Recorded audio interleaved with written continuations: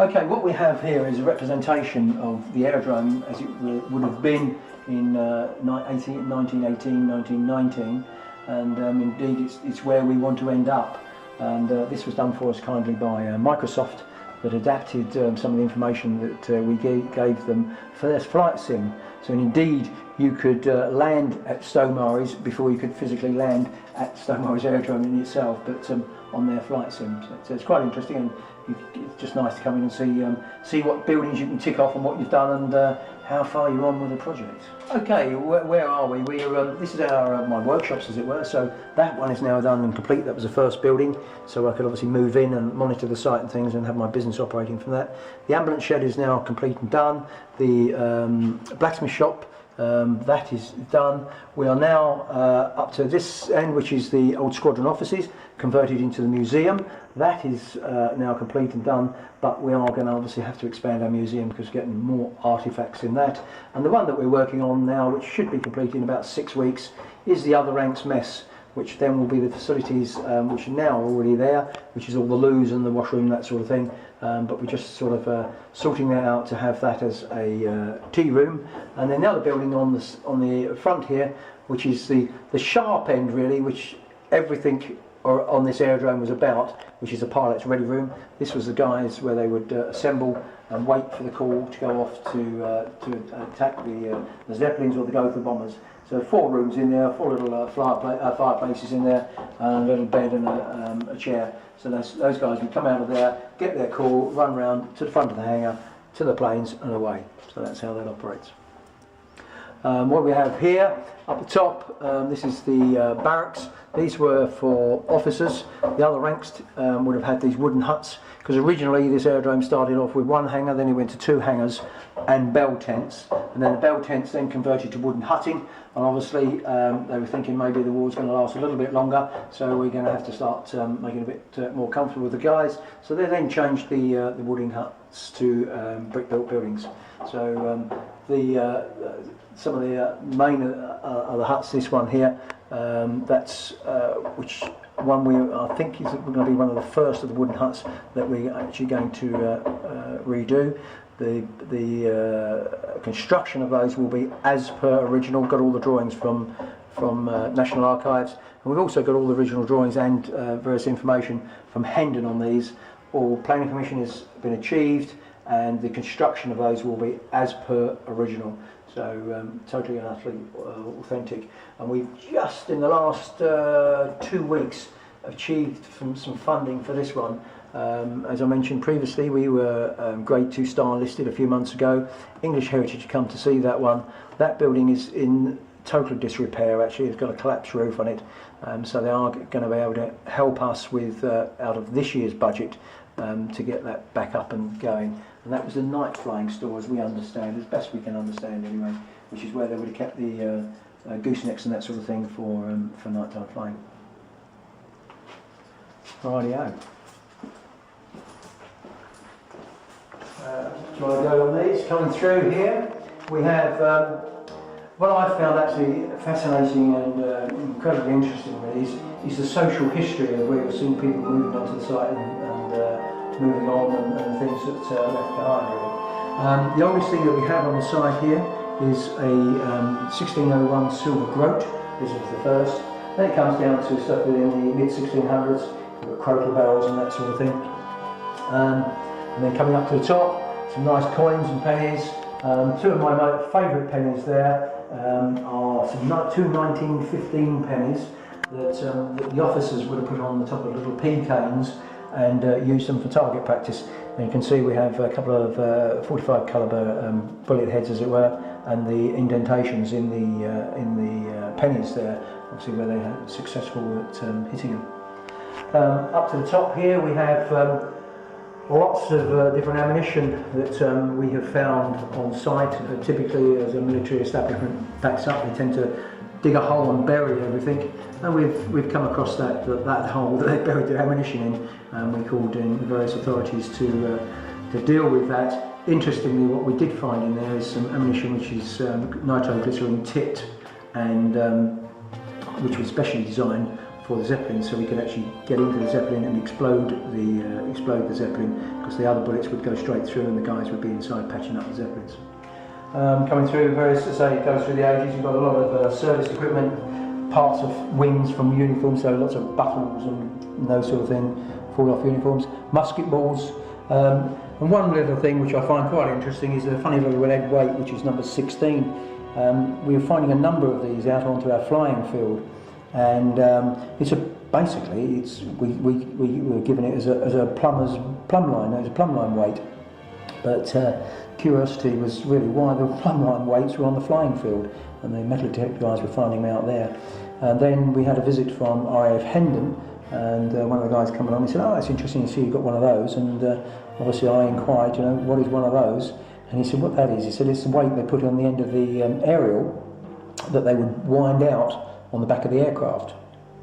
And obviously, you know, the guys a bit busy up the front doing all this radio testing would forget to wind such weight in, so as they come into land it would just come down, hit the ground and snap it. And those were, you can see all the marks as they've gone through the stones and things in the airfield out there, and they were just buried. And you know, so metal detectors would find them. Because one of the other sort of I find a very important part of this aerodrome is the fact that we were right at the beginning with Marconi coming here doing the testing for ground-to-air radio. So that was all part of right at the beginning of ground-to-air radio. We've now managed to find logbooks with all the missions and how many flights they were doing testing this ground-to-air radio. So right at the beginning of radio, which is quite nice because we've got Chelmsford down the road, which is Radio City. Claude Wrigley, our first commanding officer. I'll shorten the story down, but basically he was our first commanding officer, as I say. He was a specialist at dropping agents behind enemy lines, and he's also developed some aerial tactics and strafing in trenches. And one of these occasions of dropping an agent behind enemy lines, two things unfortunately went wrong there. One was the fact that he had his engine failed on start-up, so he couldn't get it started. The second thing was obviously they were then making a bit of noise on trying to get this engine started, and unfortunately the field they'd chosen to land in was next to a German airfield, which then got their attention with all this racket that was going on, so they come out and were duly arrested. And he was then on his way off for interrogation. He then had a bit of a fight with one of his guards, escaped, and spent around about 3.5 months making his way back to the UK. And due to that, I mean, the whole thing reads like a boy's own story. We managed to get all his information from National Archives, but the fact that, you know, the Germans were actually coming in the bottom of the house and he was escaping out the top. I mean, absolutely, a film should be made about the guy, really. Anyway, 3.5 months later, we managed to get via Neutral Holland back to the UK. We had an audience with the King, and as with these things, I mean, he had been arrested. Obviously, he was arrested and captured, escaped. If he'd have gone back and obviously got captured again, probably classed as a spy and immediately shot. Very, very valuable man to us because of his flying expertise. So they awarded Stow Maries as his first command. So when he came here, I think we were almost at the peak, well over 300, getting on to 400 personnel here. When he arrived here, he was 19 years and 11 months old. So quite a story really for a 19-year-old man, and a lot of responsibility. This little bit of wall here really is a bit about the farm. When the farmer first came along and bought it, I mean, he hadn't bought it long, and then the army, and then should I say, the ministry came along and confiscated it, if you like. Obviously he had a payment for it, but it was then taken over as an aerodrome. So we've got a little bit of social history there, and the flying club that's been here for many, many, many years. This room here really is about Gothas and Zeppelins. Most people don't realise, in actual fact, it was on the 7th of July there was a mini Battle of Britain. It was when a huge attack was launched, really to break Britain, and we managed to repel that with these very large bombers. And some of the things one of the things sort of working with these projects that I found interesting is how short memory and timescale people can actually recall things. So we are only talking of something just over 100 years, and how much of this information gets lost. So this is why it's important we grab it now and keep it. But anyway, we have that little road there. These are the type of bombers that were coming over. Little known fact really, or people realise that Morton was certainly bombed, Southend was bombed, and this is where really the Royal Flying Corps came from. It's because the UK first time flight was only not that long been invented, as it were, people going in these flying machines. So it's the first time people experienced aerial bombing.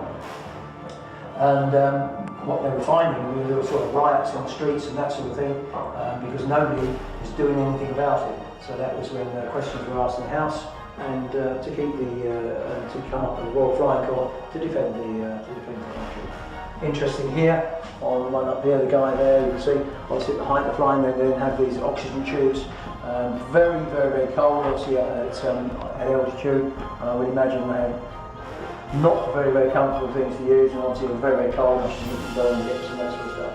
And they had this big squadron of those bombers over on the Belgian coast, and they called that the England Squadron. So it's their squadron now. We were very, very lucky that we had been donated a collection of, and this is a lifetime's work of somebody for this collection of model aircraft, and we've got about 120.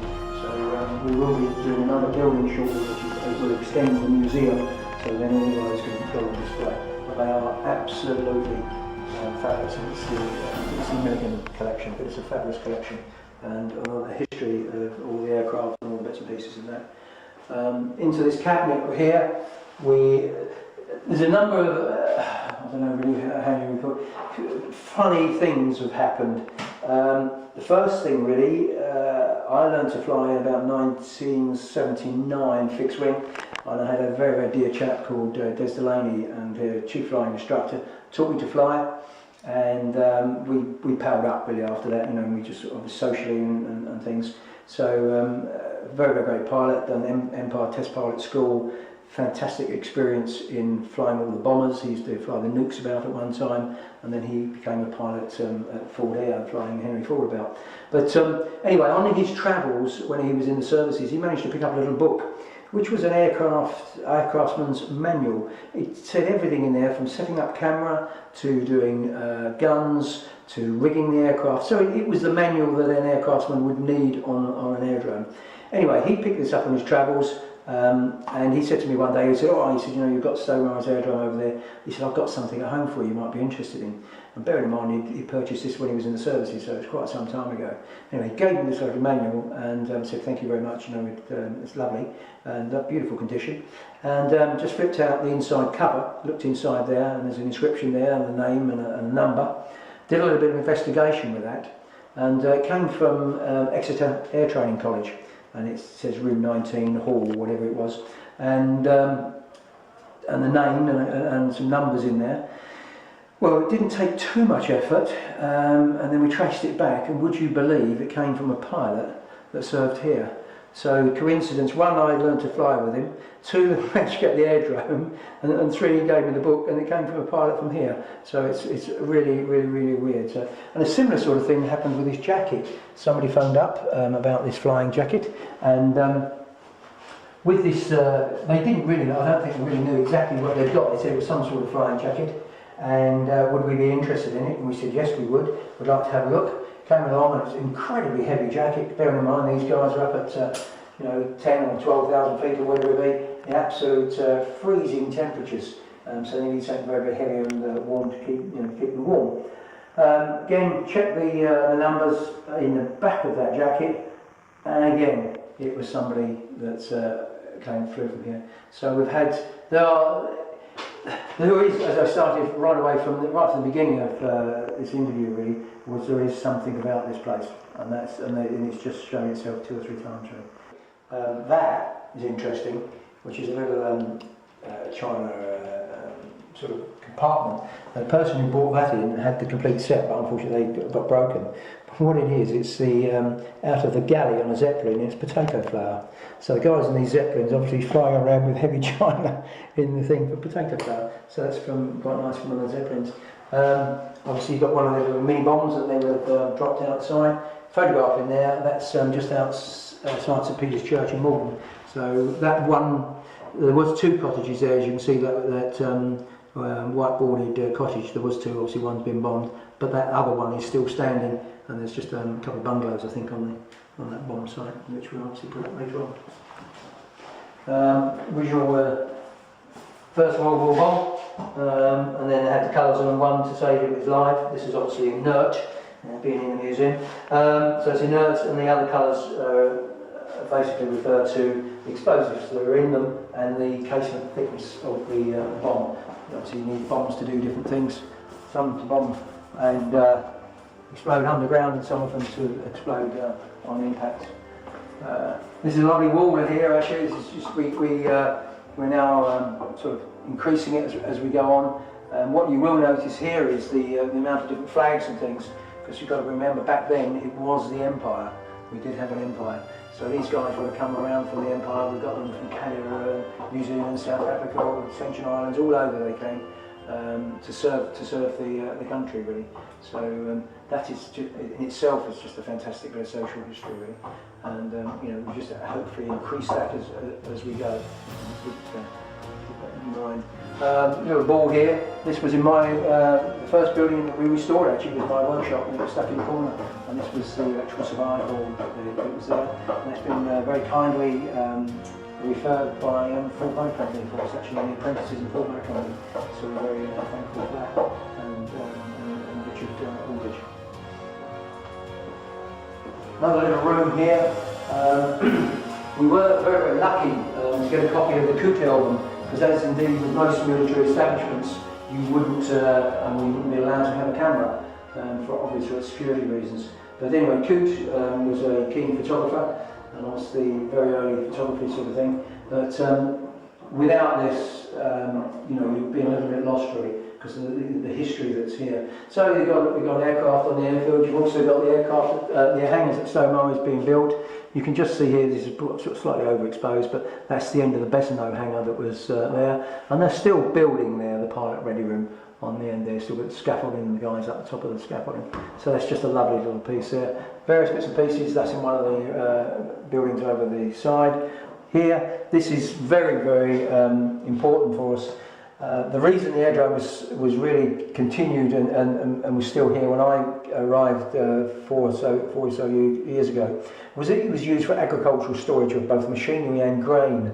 So the farmer had made certain modifications to the buildings really. So this is the officer's mess, but it does have 3 very large holes on there where he would have put his combine through. But what we do have now is a photograph. It has the original type roofing material, which is still on there, so we can prove the material on the roof down there is as it was, which indeed, and quite surprisingly, is asbestos.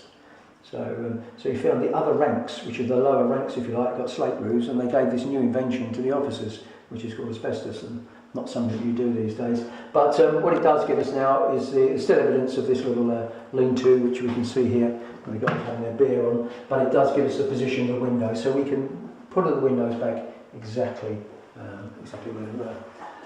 Got a little bit of history with Tiptree, and what we have here is that they would have done training flights to out and around the aerodrome, and what they were doing on these training flights is getting an artillery streamer and putting a note in the bottom of it, and that note contained a list of the jams and preserves that were required for the officers' mess. So it's a very, very early form of airmail. If you wish to take the time to go to Tiptree, they have a number of these streamers, and they have all the original letters, because you can see here, hello Tiptree, Red Nose has crashed today. And I believe Red Nose was the training aircraft. They painted the red nose on it as it was a training aircraft. So it was training missions. They would have gone over there and dropped those notes on. And these are lovely little handwritten notes here, 6 of the 1st of 18, and that gives them the order.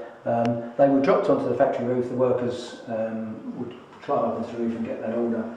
So when the squadron actually folded in 1919, they presented the Tiptree factory with a couple of props, which are now, well, in actual fact they've got one, they sold one off I believe, but one is still in the Tiptree Museum. And that's just a lovely little bit here. This is one we've got fantastic loads of stories and could go on forever and a day. But this is guys outside one of the wooden huts. This is the chap in the middle here is called Fanstone, obviously a bit of an animal lover. He's got the Squadron dog, and then in his arms there he's got the Squadron cat. Now we believe we've still got evidence of that Squadron cat, because if you go into the mess rooms around the side there, has the original floor that hasn't been relayed or anything like that, and that's got a load of cat footprints right the way through it and around. And so I'm not quite sure whether the cat survived after that, or if it was shot, or they kept it. But the builder coming in the morning and seeing all these cat footprints, but they'd obviously in a bit of a rush to get it done. They didn't repair it, redo it, fill them or anything. They are still there. And one other little interesting thing we found out about Fanstone is that he used to fly with a ferret, but we've no idea where he put his ferret. But there we go, another little story. Another little interesting character here. Lieutenant Stiffy Hay. Make up your mind why they call him Stiffy, but this was actually in this room here, and that's in front of this window. In here we've got some various other bits and pieces that either we have had generously donated to us, and some bits and pieces we have found. But one of the lovely items really is Captain Kynek's chest, and this was his chest when he was serving here, and unfortunately when he was killed, and as with military establishments, all your personal effects are loaded into said trunk and dispatched away to your family. And obviously your personal belongings are removed from the aerodrome very, very quickly, just certainly within the hour. So the memory and the recall doesn't affect the other guys. But what we had is that somebody phoned us up and said, look, I've got Kynek's case, would you be interested in him? We said, yes, of course we would. So there it is, Kynek's there, and there's a Torrent Department, North Finchley, London. But the eerie thing with that is when we went to collect it, and driving it back through the gates of Stow Maries Aerodrome, the last time this was on this property was literally just on the way out, shortly after he'd been killed, with all his personal effects. So very, very poignant, really. A little map board there I quite like. That's what the observers, because that's what Royal Flying Corps all started as observers, really. That's a little map roll where they had a map roll and they've got a compass on it, so they've got to map the trenches and the direction of the trenches. So it's quite a nice little artefact.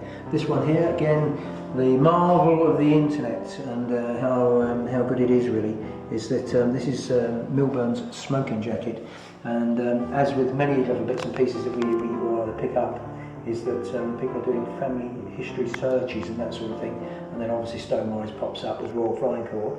And we had a phone call and said, we understand you're trying to find out something about Milburn, and we said, yes, we are. And she said, oh, I'm his great niece. And we exchanged lots of stories and things, and we uncovered some things that we didn't, we had an inkling to, we didn't quite know the full extent of those stories. But interestingly, she said, the tradition within the family is that every Christmas a male member of the family would wear this smoking jacket, and she said, obviously we don't have any male members now, so would you like the jacket? So the lady has now presented the jacket and is in our museum, and indeed she's come down for one of our memorial occasions here that we have on Remembrance Day, and she came down from Scotland to visit the museum. Well, this is Stow Maries Aerodrome Tea at Sports Day in 1918. That's the sort of the MT sheds. That is exactly as they are now, other than one pier was removed after the First World War. The farmer to put their farming equipment in, but that's all still standing, and we don't have quite the white paint on them now, but all the steel work on the edges of the brickwork is still there. So that's a little tea party. It's quite nice to get that, to see what they're doing, all the ladies in their finery and the hats. This is a recreation of one of the offices, so this is very much a work in progress, but we do have somebody who, again, one of our very invaluable volunteers that produces the various paperwork with the right typeface and the right type of paper and the right sort of feel, so we can get things like standing orders and those sort of things absolutely down as they were. And indeed, I think we've managed now to achieve some of the bits and pieces of paperwork from the officers' mess, sort of a menu and that type of thing from there, and which we've just found really, really interesting now is some information on all the opening times of the mess and all the various orders that the guys in the other ranks couldn't have seconds, and they weren't allowed within the kitchen and all that sort of thing. And it just opens up a whole story. So you then start imagining these guys, well, it brings, although does it need it really, but it does actually bring the place to life a little bit more, you know.